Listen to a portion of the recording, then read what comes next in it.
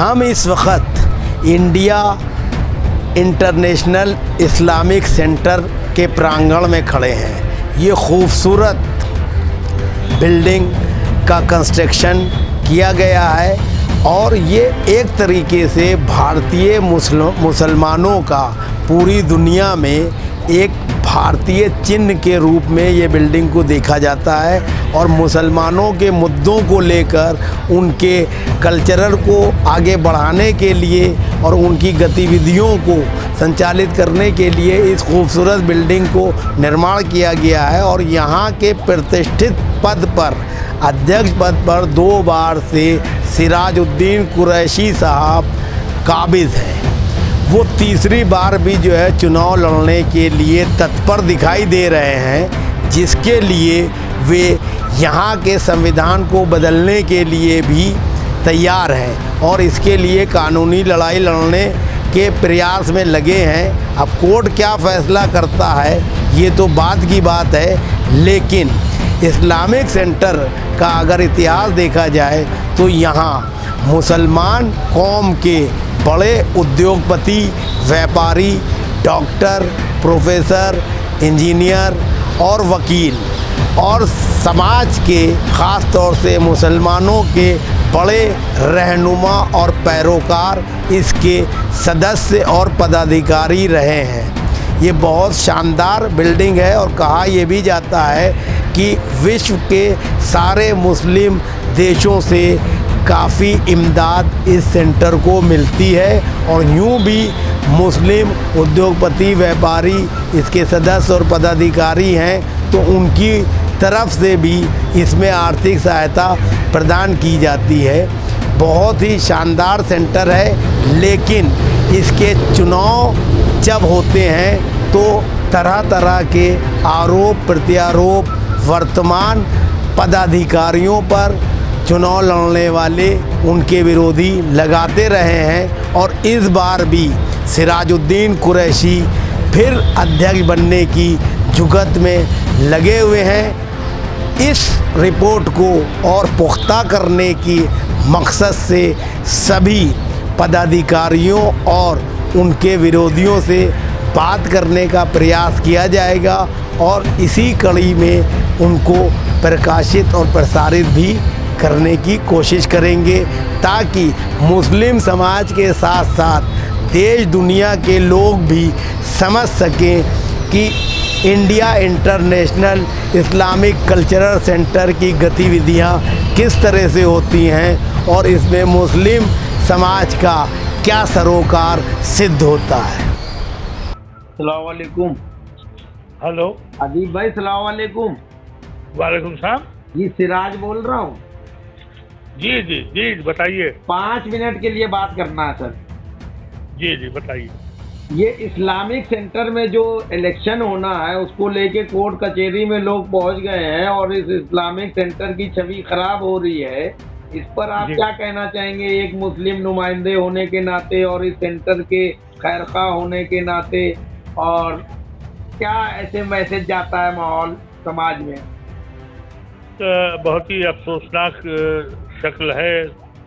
मैं समझता हूँ कि ये मौका कभी भी मुसलमानों को दिल्ली में नहीं मिलेगा कि उनको एक सेंटर मिला था जहाँ हम बैठ के बहुत कुछ कर सकते थे, लेकिन मैं तो बहुत दिनों से मैंने अपने को अलग कर लिया है और मैं वहाँ की सियासत में पढ़ना नहीं चाहता। लेकिन अफसोसनाक मामला है, ये सेंटर चाहता और इस सेंटर का जो मकसद था वो हम लोग पूरा नहीं कर पाए। ये सेंटर जो है ये आपसी इंतशार में उलझ के रह गया और ये बहुत बड़ा सानिया है।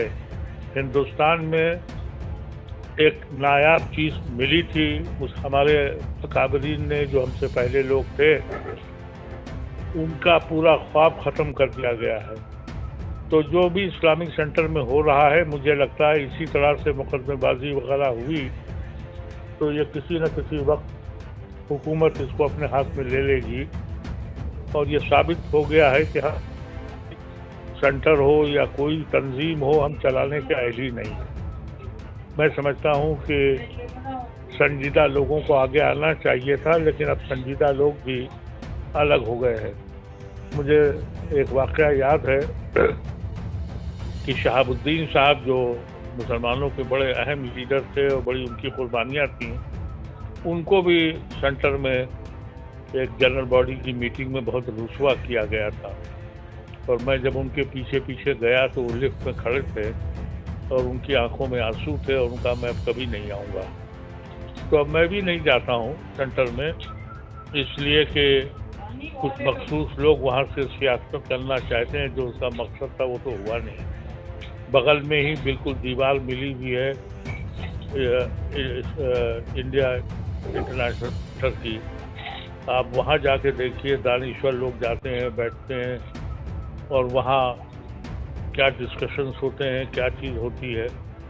हमारे यहाँ अगर कोई प्रोमिनेंट आदमी चला गया तो हाथ फूल पहना के और उसके आगे पीछे घूमते हैं, इसके अलावा तो वहाँ कोई काम होता नहीं है। बहरहाल हम यही कह सकते हैं कि हम इसके अहल नहीं हैं कि हमको कोई ऐसी जगह मिलने के बाद भी हम कोई फ़ायदा नहीं उठा पाए वहाँ।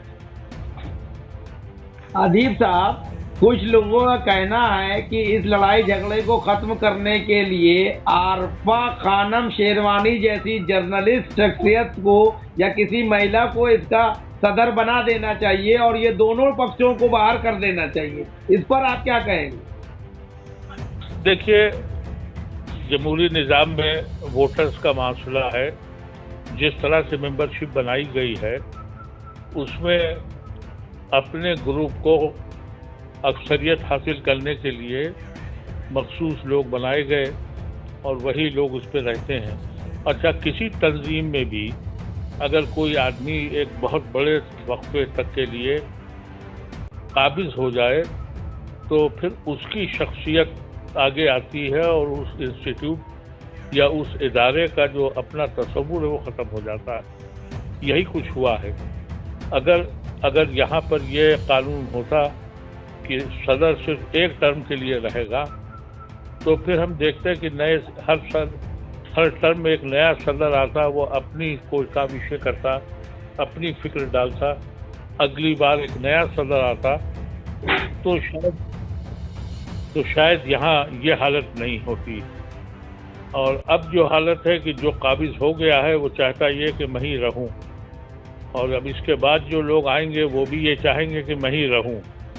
इसके आइन में तरमीम करना ज़रूरी है और वो तरमीम यह है कि एक टर्म के बाद, वो टर्म 3 साल का हो या 5 साल का, दूसरा टर्म वो नहीं ले सकता है। जब तक कि ये शर्त नहीं आएगी आपको बहुत अच्छे लोग नहीं मिलेंगे। सर, इस्लाम महिलाओं को आगे बढ़ाने की पैरोकारी करता है और India Islamic international cultural centre होने के बावजूद महिलाओं की संख्या कम है। इस पर क्या कहेंगे आप? महिलाओं की कम है, ये हमारी मेंबरशिप जो लोग इलाट करते हैं उनकी जिम्मेदारी है। जो लोग इसमें बैठे हुए हैं पिछले 20 साल से, ये उनकी जिम्मेदारी है। वही तो मैंने कहा कि जो मकासद थे वो तो हुए ही नहीं उसके पूरे, अपनी ज़ाती ख्वाहिशात हुई। और मसला ये हो गया कि इस्लामिक सेंटर के काबिज होने के बाद फिर आप हुकूमत से रिजू करते हैं, जो मौजूदा हुकूमत है उसके सामने जाते हैं, अपना कद बढ़ाते हैं। तो अपनी इनफरादी हैसियत को बढ़ाने के लिए लोग जब किसी तंजीम में जाएंगे तो उस तंजीम का नुकसान होगा। तंजीम को या उस सेंटर को आगे आना चाहिए था।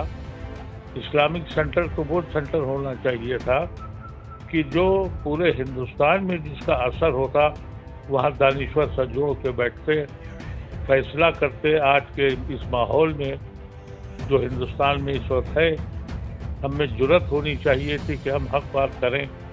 वहाँ तो हक बात होती नहीं है, वहाँ तो संजीदा लोग जाते नहीं हैं। हमारे ऐसे लोग भी कहाँ जाते हैं? कोई जाए तो वहाँ किसके पास जाए?